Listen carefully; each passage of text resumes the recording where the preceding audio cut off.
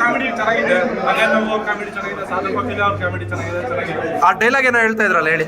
Pass ಆಗ್ತಕ್ಕಂಥ ವಿದ್ಯಾರ್ಥಿಗಳಿಗೆ ಭವಿಷ್ಯ ಇಲ್ಲ ಅಂದವ್ರಿಗೆ ಒಂದು ಭವಿಷ್ಯವನ್ನ ಹೇಗೆ ರೂಪಿಸ್ಕೊಳ್ಬೇಕು ಅಂತಕ್ಕಂಥದ್ದನ್ನ ಫಿಲಮ್ ಒಂದು ಒಳ್ಳೆ ಮೆಸೇಜ್ ಅನ್ನು ಕೊಟ್ಟಿದೆ. ಹಿರಿಯರಿಂದ ಹಿಡಿದು ಕಿರಿಯರು ಸಹ ಒಂದು ಒಟ್ಟಿಗೆ ಕೂತು ನೋಡ್ತಕ್ಕಂಥ ಫಿಲಮ್. ಇವತ್ತು ಸಮಾಜಕ್ಕೆ ಇಂಥ ಫಿಲಮ್ ಬೇಕಾಗಿದೆ.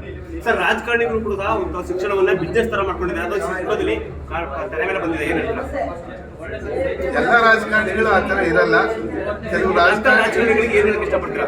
ಇದರಿಂದ ಅವ್ರ ತಪ್ಪುಗಳನ್ನ ತಿಳ್ಕೊಂಡು ಸಮಾಜದಲ್ಲಿ ಒಂದು ಒಳ್ಳೆ ರೀತಿಯಲ್ಲಿ ಬಾಳ್ತಕ್ಕಂಥದ್ದು ಒಂದು ಮೆಸೇಜ್ ಇದೆ.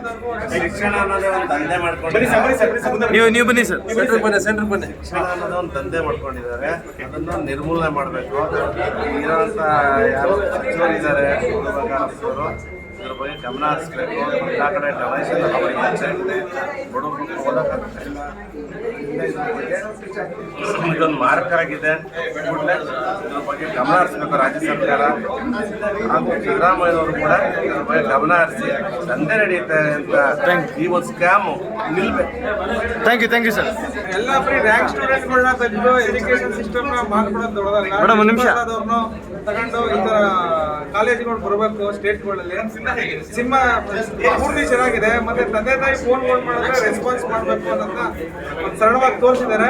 ಎಲ್ಲ ಸ್ಟೂಡೆಂಟ್ಸ್ಗಳನ್ನ ಕೇಳಿದ್ರೆ ಫ್ರೆಂಡ್ಸು, ಫ್ಯಾಮಿಲಿ ಎಲ್ಲರಿಗೂ ಟೈಮ್ ಕೊಡಿ. ಚೆನ್ನಾಗಿದೆ. Thank you sir. Sir, cinema ಹೇಗಿದೆ ಸರ್? ಸರ್, ಎಲ್ಲರೂ ಅಪ್ಪ ಅಮ್ಮನ ಜೊತೆ ಕರ್ಕೊಬಂದು ನೋಡೋಕ್ಕೆ ಇಷ್ಟಪಡಬೇಕು. ತುಂಬಾ ಚೆನ್ನಾಗಿತ್ತು ಮೂವಿ. ಒಂದು ಒಳ್ಳೆ ಮೆಸೇಜ್ ಕೊಡೋಕ್ಕೆ ಇಷ್ಟಪಟ್ಟಿದ್ದಾರೆ. ಮೂವಿ ಅಂತ ಸೂಪರ್ ಆಗಿದೆ. Thank you sir. ಸಿನಿಮಾ ಹೇಗಿದೆ? ಭಾರಿ ಒಳ್ಳೆ ಸಿನಿಮಾ. ಬನ್ನಿ ಎಲ್ಲ ನೋಡಬೇಕು. ಕನ್ನಡ ಪಿಕ್ಚರ್ ನೋಡಿ ಬೆಳೆಸಿದ್ರೆ ಇದು ಕನ್ನಡ ವಿಡಿಯೋದಲ್ಲಿ ಮಾಡ್ತಾರೆ. ತುಂಬಾ ಒಳ್ಳೆ ಈಗ ಜನರೇಷನ್ ಯೂತ್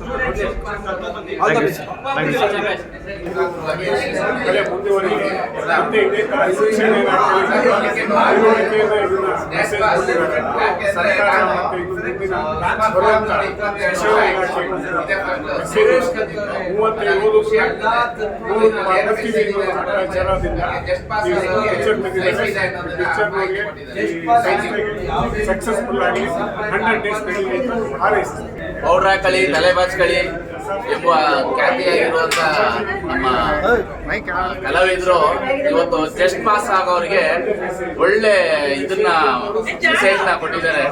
ಈ ತರ ಫಿಲಂಗಳು ಬಂದ್ರೆ ನೋಡ್ಲಿಕ್ಕೂ ಖುಷಿ ಆಗುತ್ತೆ. ಜಸ್ಟ್ ಪಾಸ್ ಆದವ್ರಿಗೂ ಪರಿವರ್ತನೆ ಆಗ್ಲಿಕ್ಕೆ ಒಂದು ಒಳ್ಳೆ ಮೆಸೇಜ್, ಒಳ್ಳೆ ಫಿಲಂ. ಇದೇ ತರ ಕನ್ನಡ ಮೂವಿಗಳು, ಈ ತರ ಸ್ಟೋರಿಗಳು ಇನ್ನು ಮುಂದೆ ಬರ್ಲಿ. ಹೆಚ್ಚು ಜನಗಳಿಗೆ ಕನ್ನಡ ಒಂದು ಫಿಲಂ ಹೇಗಿದೆ ಅಂದ್ರೆ ಇದು ನೋಡಿದ್ರೆ ಮತ್ತೆ ಮತ್ತೆ ಬರ್ಬೇಕು ಅನ್ಸ್ತದೆ. ಹೆವಿ. ನಾನು ತುಂಬಾ ಖುಷಿಯಾಗಿದ್ದೆ. ಚೆನ್ನಾಗಿ ನಾನು ಪರಿವರ್ತನೆ ಆದೆ. ನಾನು ಜಸ್ಟ್ ಪಾಸ್. ಏನು ಇಷ್ಟ ಆಯ್ತು ಮೇಡಮ್?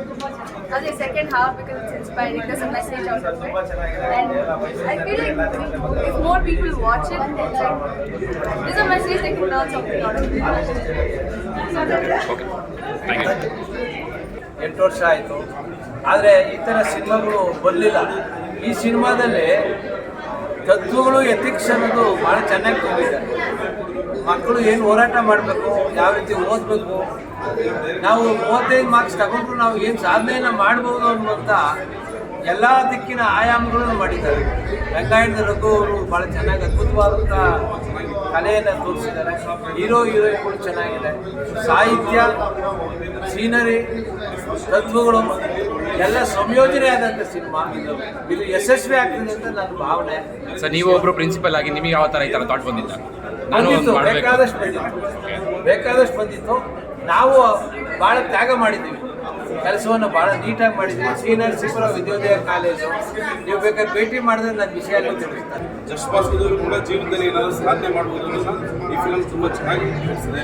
ವಾಯ್ಸ್ ಎಂಟರ್ಟೈನ್ಮೆಂಟಿಂದ ಇನ್ನು ಇದೇ ರೀತಿ ಹಲವಾರು ಚಿತ್ರಗಳು ಬರಲಿ, ಅವರು ಹೊಸ ಪ್ರತಿಭೆಗಳನ್ನ ಹುಟ್ಟಾಗಲಿ ಅನ್ನೋದು ನಮ್ಮ ಒಂದು ಆಶಯ. ಸರ್, ಹೀರೋಯಿನ್ ಹೇಗೆ ಆ್ಯಕ್ಟಿಂಗ್ ಮಾಡಿದ್ದಾರೆ? ತುಂಬ ಚೆನ್ನಾಗಿ ಮಾಡಿದ್ದಾರೆ. ಶ್ರೀ ಸರ್ ಅವರು ಇದು ಸರಿ 3-4ನೇ ಫಿಲಮ್ ಚೆನ್ನಾಗಿ ಮಾಡಿದ್ದಾರೆ. Thank you madam. ಇನ್ನೊಂದು ಸಲ ಹೇಳಿ, ಪರವಾಗಿಲ್ಲ. ಫೈನ್ ಆಗಿದೆ. ಮೆಸೇಜ್, ಒಳ್ಳೆ ಮೆಸೇಜ್ ಸಿಗ್ತಿದೆ. ಮತ್ತು ಅವ್ರಿಗೆ ಯಾವ ಥರ ಅವರಿಂದ ನಾವು ಯಾವ ಥರ ಗಂಡಿನಲ್ಲಿ 38 ಮಾರ್ಕ್ಸ್